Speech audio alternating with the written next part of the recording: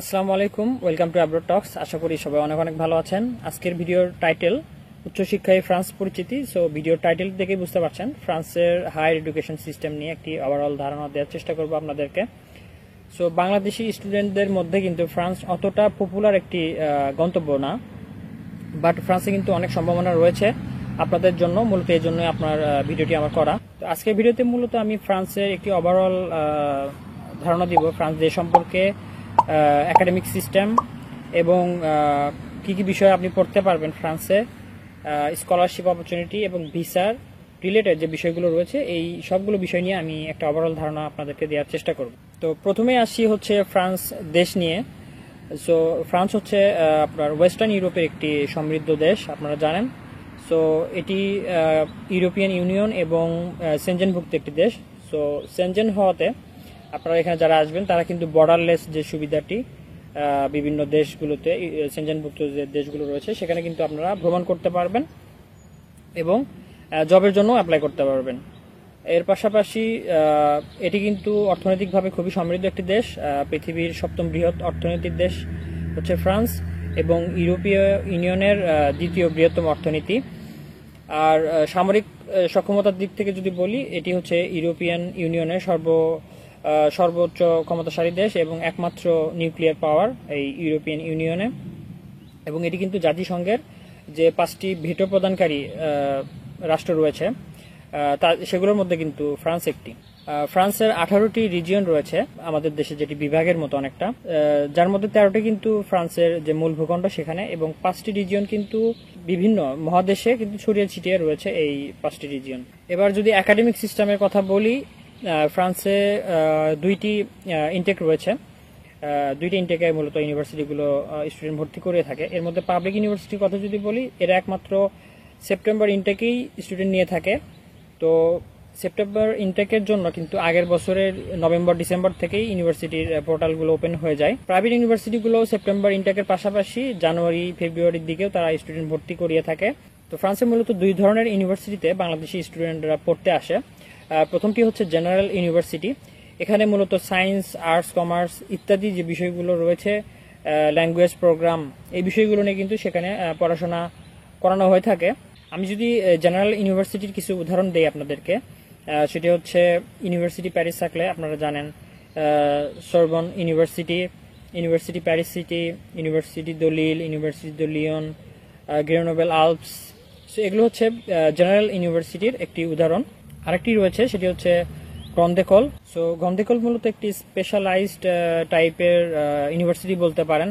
মূলত হচ্ছে এই ইঞ্জিনিয়ারিং, বিজনেস এবং অ্যাডমিনিস্ট্রেটিভ বিষয়গুলো নিয়ে এখানে পড়ানো হয়ে থাকে এবং এগুলোর বেশ হাই ডিমান্ড রয়েছে ফ্রান্সের যে জব সেক্টর সেখানে। সো আমি যদি কিছু উদাহরণ দেই, ইঞ্জিনিয়ারিং গ্রান্ড একোল, সো এখানে কিন্তু ইঞ্জিনিয়ারিং এর বিষয়গুলো পড়ানো হয়ে থাকে, যেমন ইনসা হচ্ছে একটি গ্রান্ড একোল। এর পাশাপাশি এইচইসি প্যারিস, এখানে কিন্তু বিজনেস রিলেটেড যে সাবজেক্টগুলো রয়েছে এই গ্রান্ড একোলে কিন্তু এগুলো পড়ানো হয়ে থাকে। সো এটাকে বিজনেস গ্রান্ড একোল বলে। তো হায়ার এডুকেশনের ক্ষেত্রে কিন্তু ফ্রান্সে আপনারা ব্যাচেলর, মাস্টার্স এবং পিএইচডি করার সুযোগ পাচ্ছেন। আর ব্যাচেলর কিন্তু এখানে নর্মালি 3 ইয়ার্স হয়ে থাকে, যেটি কিন্তু আমাদের দেশে 4 ইয়ার্স। তো আপনারা এখানে যারা ব্যাচেলর করতে আসবেন নর্মালি 3 ইয়ার্স হয়ে থাকে। কিছু কিছু প্রাইভেট ইউনিভার্সিটিতে 4 ইয়ার্স ব্যাচেলরও রয়েছে। আর ব্যাচেলরের ক্ষেত্রে আইএলটিএস রিকোয়ারমেন্ট যদি বলি, নর্মালি 6 ধরে নিতে পারেন। কিছু কিছু ইউনিভার্সিটিতে হয়তো একটু বেশিও হতে পারে। আর ফ্রান্সের যে পাবলিক ইউনিভার্সিটিগুলো রয়েছে এখানে কিন্তু ব্যাচেলরে আপনার ইংলিশ ডট প্রোগ্রাম এর সংখ্যা খুবই কম, হয়তো 3-4টি আপনি পেতে পারেন। আর প্রাইভেট ইউনিভার্সিটিগুলোতেও আপনি চাইলে পড়তে পারেন, খরচ একটু তুলনামূলক বেশি। প্রাইভেট ইউনিভার্সিটিতে আপনারা নর্মালি বিজনেস, সোশ্যাল সায়েন্স কিংবা কম্পিউটার সায়েন্সের মতো যে বিষয়গুলো রয়েছে এগুলো নিয়ে পড়তে পারবেন। আর সবগুলো সাবজেক্টে আসলে অ্যাভেলেবল বলবো তা না। যেমন আমি যদি বলি ইলেকট্রিক্যাল ইঞ্জিনিয়ারিং কিংবা মেকানিক্যাল ইঞ্জিনিয়ারিং, এগুলো নিয়ে কিন্তু খুব বেশি সাবজেক্ট আপনারা প্রাইভেট ইউনিভার্সিটিতেও পাবেন না। নর্মালি সেখানে বিজনেস কিংবা কম্পিউটার সায়েন্স বা সোশ্যাল সায়েন্স এই বিষয়গুলো নিয়েই আপনারা সাবজেক্ট পাবেন প্রাইভেট ইউনিভার্সিটিগুলোতে। আর পাবলিকের কথা যেটি বললাম সেটি হচ্ছে খুবই লিমিটেড। সো ফ্রান্সে যারা আসবেন আমি মেইন প্রায়োরিটি আমি বলবো মাস্টার্সকে দিতে, কারণ মাস্টার্সে অনেক অপরচুনিটি রয়েছে। আর মাস্টার্সটি সাধারণত 2 বছরের হয়ে থাকে। আপনারা চাইলে 1 বছরের মাস্টার্সও করতে পারেন। যেহেতু ফ্রান্সে হচ্ছে 3 বছরের ব্যাচেলর করে ওরা, আর আমরা বাংলাদেশে 4 বছরের ব্যাচেলর করি। এই কারণে আমরা কিন্তু চাইলে ফ্রান্সে 1 বছরের মাস্টার্স, অথবা আমি যদি বলি সরাসরি আপনি সেকেন্ড ইয়ারেও ভর্তি হতে পারেন, অথবা আপনি চাইলে 2 বছরের মাস্টার্সই করতে পারেন। আর পিএইচডি কিন্তু নর্মালি ফ্রান্সে 3 ইয়ার্স হয়ে থাকে, এর বেশিও কিন্তু হতে পারে। স্পাউস নিয়ে অনেকে কোশ্চেন করেন যে ব্যাচেলরে কিংবা মাস্টার্সে স্পাউস নিয়ে আসতে পারবো কিনা। এই ধরনের কিন্তু সুযোগ আসলে নেই ফ্রান্সে।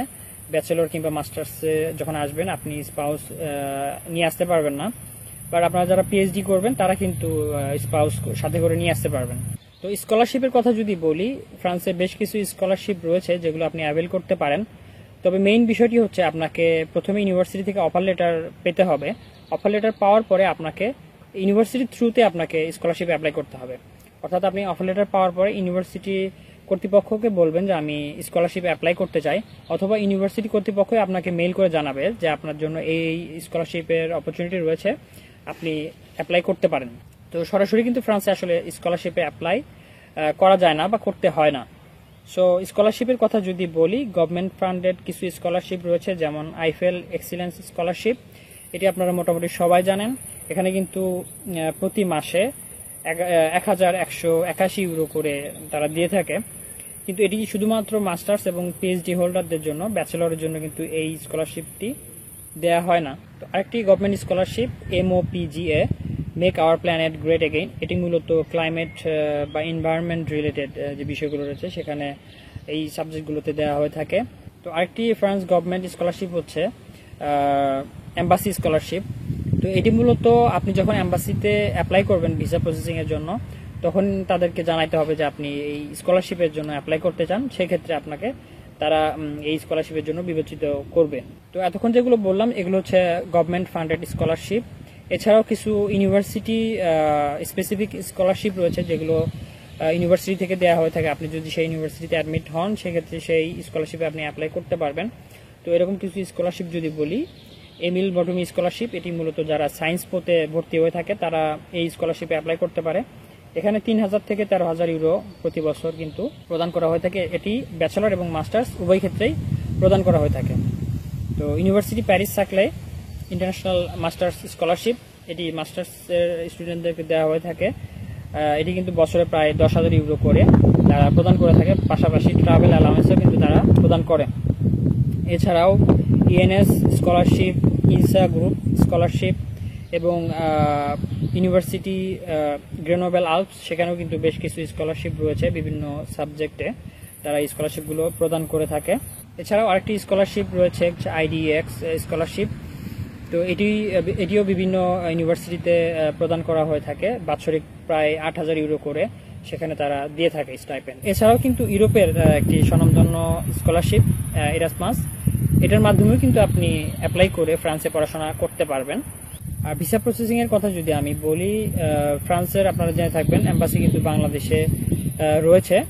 এটি অবশ্যই আমাদের জন্য একটি সুখবর। আমরা কোথাও না গিয়েই বাংলাদেশ থেকে কিন্তু ফ্রান্সের ভিসা প্রসেসিং করতে পারি। ফ্রান্সের ভিসা প্রসেসিং মূলত আপনার 2 থেকে 3 মাস আপনার সময় লাগে। আপনার যেই সময় ক্লাস শুরু হবে তার 2 থেকে 3 মাস আগে থেকে আপনি যদি এই কার্যক্রমটি শুরু করেন তাহলেই এনাফ। আর পার্ট টাইম জব বা after studies, job search visa, এই বিষয়গুলোর সুবিধাও কিন্তু ফ্রান্সে রয়েছে। আপনারা যারা ফ্রান্সে আসবেন পার্ট টাইম তারা কিন্তু জব করতে পারবেন 20 ঘন্টা করে প্রতি সপ্তাহে, এবং পড়াশোনা শেষ করার পরে কিন্তু আপনারা 1 বছরের জব সার্চ ভিসা পাবেন। আপনারা যদি জব ম্যানেজ করতে পারেন ফ্রান্সে, তাহলে কিন্তু আপনারা পরবর্তীতে ফ্রান্সে থেকে যেতে পারবেন। এবং ফ্রান্সে কিন্তু পিআর ফ্যাসিলিটিও রয়েছে। একটি নির্দিষ্ট সময় ফ্রান্সে জব করার পরে, ট্যাক্স প্রদান করার পরে আপনারা কিন্তু এখানে পাসপোর্ট বা নাগরিকত্ব ইত্যাদি যে বিষয়গুলো রয়েছে এগুলোর কার্যক্রম কিন্তু এখানে শুরু করতে পারবেন। তো এই ছিল মোটামুটি ফ্রান্সের ওভারঅল ধারণা। সবাই ভালো থাকবেন, আজকে পর্যন্ত।